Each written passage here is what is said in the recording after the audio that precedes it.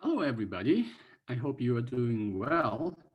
We now enter chapter 6 in Calculus 3, which is the last chapter of this course. And because Calculus 3 is the last of the sequence of calculus courses you take, this is going to be the last chapter in your standard calculus sequence of courses.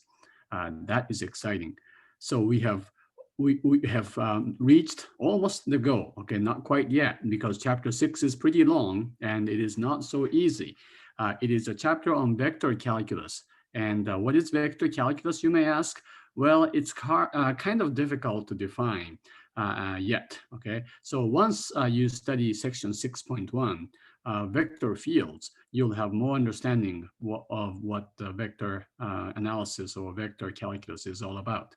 All right, so let's get into section 1. And just as a sort of a warning, section 1 is really easy and short. Section 2 is much more complicated and much more difficult. And section 2 is where we will introduce you to many different types of integrals that you will be studying in this chapter. All right, so section 1 is simple and easy, but don't think that the rest of the chapter is going to be so easy and quick. All right, but nevertheless, it is really exciting. So I hope you'll enjoy studying vector calculus. All right, let's get going.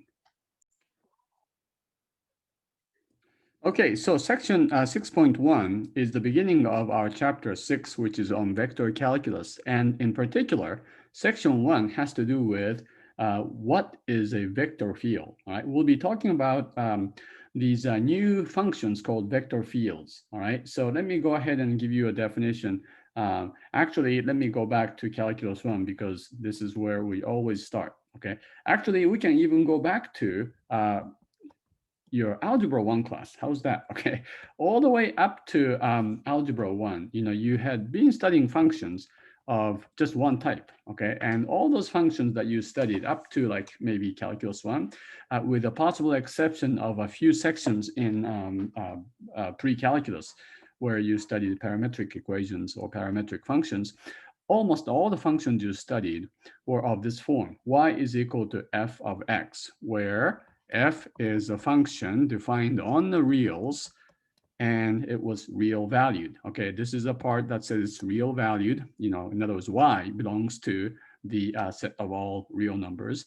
And this means f is defined on every element of that set of real numbers, right? So f goes from r to r, and we read this as f being a function, real valued function defined on the reals, right? Now, in calculus 2, and in 3, we had parametric equations. So for instance, x is a function of t, and so is y, and sometimes you even have z, but either way, you have these types of functions. So what's the difference here?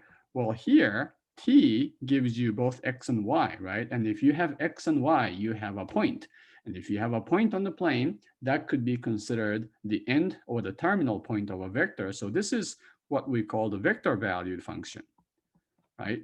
And so whether the result or the output is a two-dimensional vector or three-dimensional vector, we call these vector valued functions.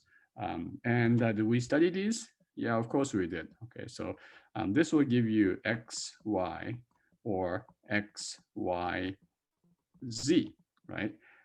These are called vector valued functions. When did you study these? Yeah, we had chapter 3, 4 short sections, and that chapter was all about vector valued functions.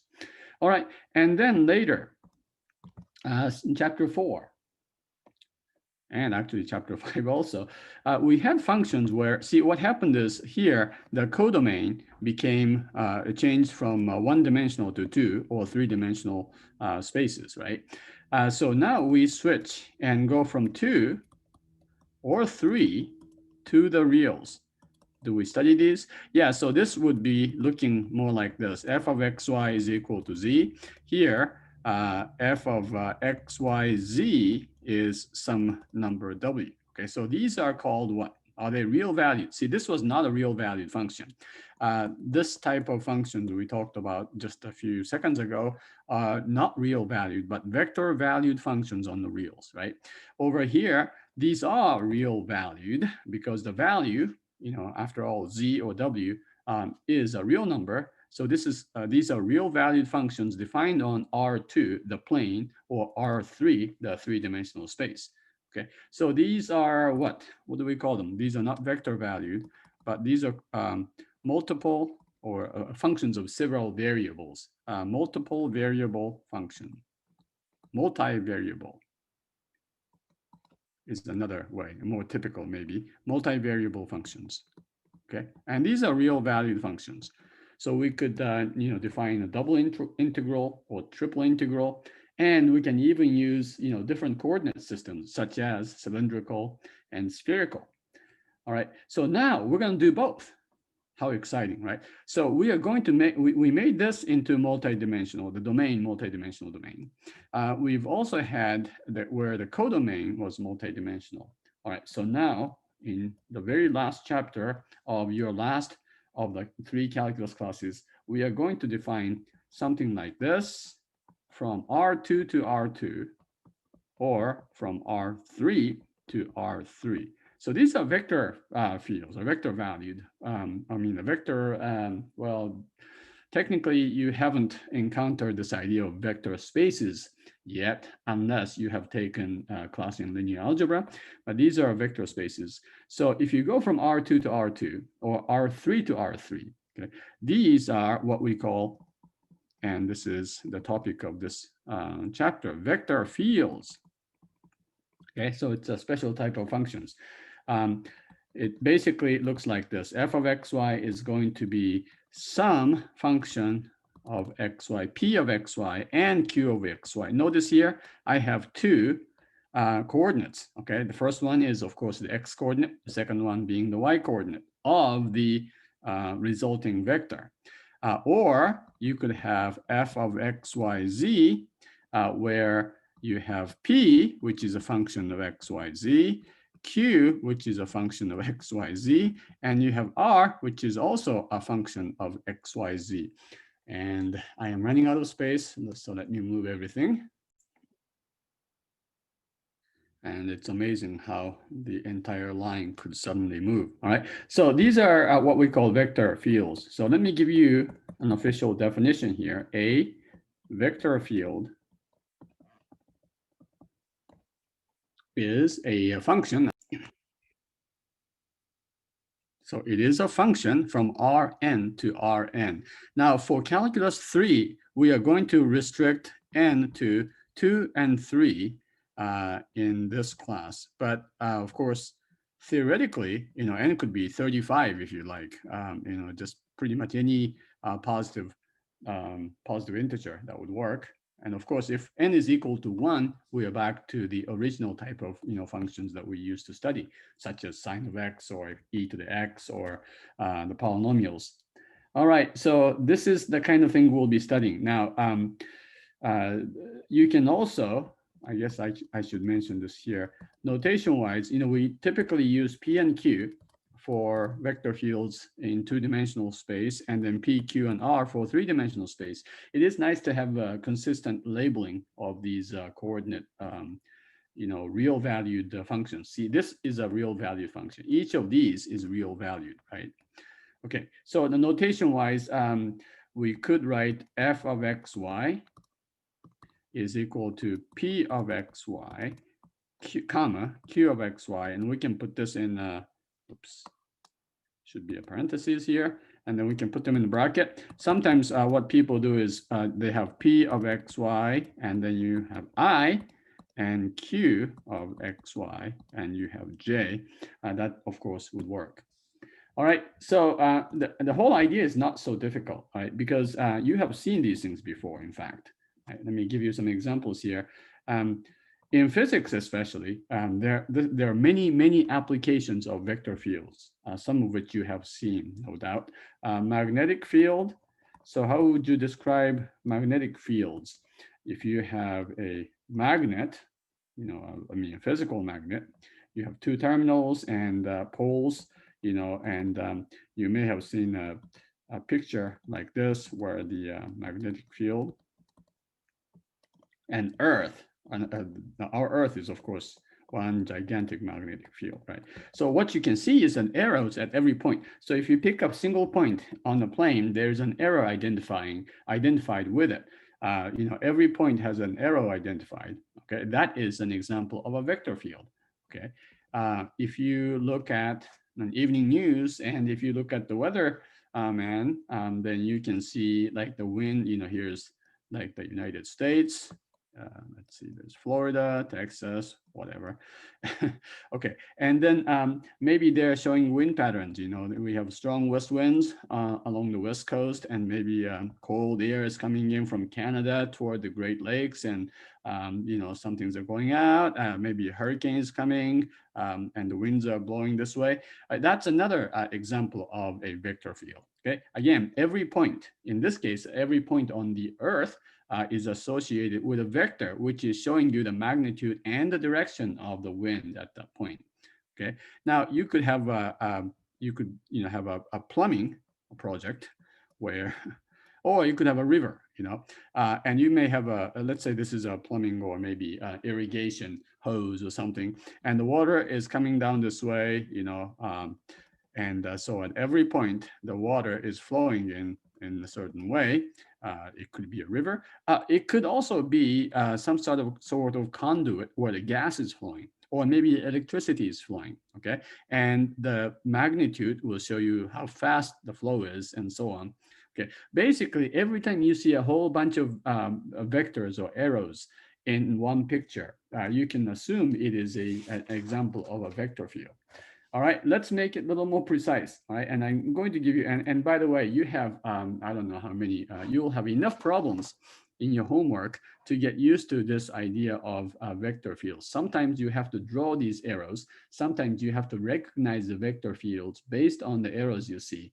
Okay, and so the whole purpose of section 1, which is short, is to get used to this new type of functions called vector fields. All right, so let me give you some examples. I'm going to give you maybe 5 or 6 examples.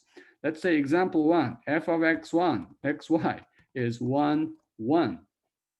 Okay, this is a really easy one. Maybe I'll just give you a couple of other ones. This is xy, and the third is a little tricky. F of xy is y, negative x. All right, so think about these, okay? And I'm going to make a little, I'm not gonna make a chart, but I'm going to give you some axes or the planes with axes so we can draw pictures. All right, so the key to drawing these things is pick like, I don't know, 9 points maybe, and I'll show you which ones. At the origin, and usually you can just pick these like 9 points here, 3 by 3, sort of like playing tic-tac-toe, right? And at 0, 0, what's the value of the function or value, which is a vector? What is the vector associated with this point 0, 0? Well, regardless of what x and y are in this first example, it's 1, 1. Okay, so at every single point you graph this vector, which is 1, 1 in this direction, right? So this is, if an example, maybe the wind is flowing in the same direction at the same speed at every single point, or maybe a river is flowing very evenly from what is that, southwest to northeast, and then this will be an example. This is a constant vector field. Okay, no problem, right? You can just do this, and if you're bored, you can just do this all day long, and you will probably be even more bored. All right, how about this xy? All right, so here at 0, 0, the value, which is the vector, is 0, 0. At 1, 1, it'll be 1, 1. Okay, at 1, 0, this is a point 1, 0, right? And then, of course, f of xy is xy, so this will be 1, 0. And how about 1, negative 1? At this point, it's 1, negative 1, so it goes this way. Right? And so you can probably see a pattern here. This is the point which is negative 1, 1. So the vector is negative 1, 1. This is a point where it's negative 1, 0, and it goes this way. And because every single point has, and this is called the identity vector field, uh, because every point is associated with a vector from 0, 0 to that point, it'll always be pointing away from that. And for instance, if you go to point 1, 2, you'll go, sorry, this is 2, 1. So it'll go 2, 1, right? And you can see the farther you go, the vectors, the longer the vector will be, just because they are far away points from the origin. Okay, so and you can see this is an example where maybe something is generating at the origin, like a fountain, right? And maybe what it's called, if for instance, 0, 0 could be the point at the sun, and the sun is of course radiating, heat and all kinds of energy, and this may well illustrate that kind of things. Of course, that's not true, because in this example, the farther you go, the longer your vector will be. Okay, and that's not the case with there you go. That's not the case with the radiation of the sun, right? But anyway, that's the idea. And in most of these cases, you will see a pattern, usually a pretty nice pattern. And so try to recognize what kind of pattern you see, and that will help you draw these things. And then as you look at these examples, you will get more and more familiar with, with these vector fields, okay? All right, and how about the next one? Where do you start? You can always start at the origin. And so if at the origin you get 0, 0, so it's just a point. All right, and then again, if you feel like it's better for you to draw a chart, like an XY chart, XY, and then the vector Y negative X, that's okay, because it's a little tricky. All right, so this point is 1, 0, right? This point is 1, 0, and so that means if X is 1 and Y is 0, the vector associated with 1, 0 would be 0, negative 1. Where's 0, negative 1? Yeah, 0, negative 1 looks like this, okay? And how about this point where the coordinates are 0, 1, okay? X is 0, Y is 1, right? So then it'll be 1, 0. That's this vector. How about over here? It is negative 1, 0. So it'll be 0, comma, negative, negative 1, which is 0, 1, right? And then how about this point? 0, negative 1. It'll be negative 1, 0, which is this vector. You see the pattern here? This is a twisting vector field where you switch X and Y and then you make one of them negative. It's going to start going in this direction. This is like a whirlpool, right? And so here you get 2. And by the way, let's try this point. Maybe I should, yeah, let's try this point here. This point is 2, negative 1, okay? So 2, negative 1 would be mapped to negative 1, negative 2, right? So negative 1, let's see, this point is 2, no, sorry, 2, 1, okay?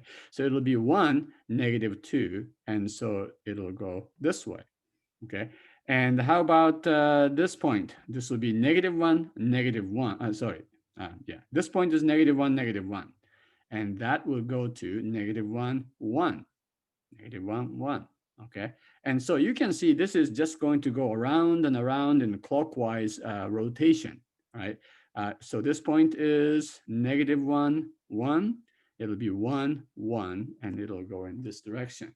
All right, so practice drawing these things. I have given you enough problems in your homework to do so. Okay, so just a little pieces of information here. You notice that sometimes you see a point where everything, all those vectors go away from this, right? And we have a name for this. It's a technical name. No, not really. Mathematicians like to use very simple words, because I think because math is really hard. As opposed to biologists. If you notice biologists or people who study zoology or something, they try to give really difficult names, like instead of a dog, they have a scientific name, blah, blah, blah, blah, blah, whatever, okay? We try to use common names because the subject itself is really hard, as opposed to people in zoology or something. And that's not true. Okay, but this kind of a point where every vector seems to go away from is called a source. Okay, so you may have several sources, And source basically means, it's like a center where things are coming out like a fountain. And then you have the opposite one. I like the name for these. Okay, what's the opposite of source? Well, everything seems to go in there like a black hole or something. This is what we call a sink, okay, for an obvious reason. And, I think it's really cool that we call this a sink. Sometimes sinks don't work and you get stuck. But anyway, that's called a sink, all right? And the other thing is, you remember you have, if you have f is a vector valued function, right? So let's say if, no, not a vector value function. I'm going to say this. If f of xy is a multivariable function, the type that we studied back in the chapter on multiple integration, right? Then remember the gradient? What is the gradient? Gradient is fx, fy. Well, that's a vector, right? So that's going to give you a vector field, all right? So we sometimes call this capital F. Capital F, which is fx, fy, is a vector field. Because remember, you had two variables, right? X, Y gives you this vector, the gradient evaluated at xy, which is fx and fy evaluated at these points. All right, so that's a kind of, so this is always going to be a vector field. And so you can keep that in mind, that if you want an extra example of a vector field, maybe you can think of a gradient. So we have a not technical, just a name for this. And these vector fields are called, of course, simply gradient fields. Okay, I'm going to give you a couple more and then let you figure out these things here. Let's see if you have, let's see, here's more examples. Let's say F. Oh, by the way, I have been using lowercase. Maybe I should have used a capital F, okay? Because when the value is a vector, typically we use a capital letter and an arrow sign, the arrow on top of it to indicate that it is the result, the output is a vector, all right? So f of xy, okay? I'm gonna let you draw this. See if you can do this. 1 over x and 1/2 y. Okay, so that's the first one. And then the second, f of xy is equal to x divided by the square root of x squared plus y squared, y divided by the square root of x squared plus y squared. All right, let's see if you can draw these. And when you think you have completed these two problems or the drawings for these two problems, you can come back and try the second part of this video.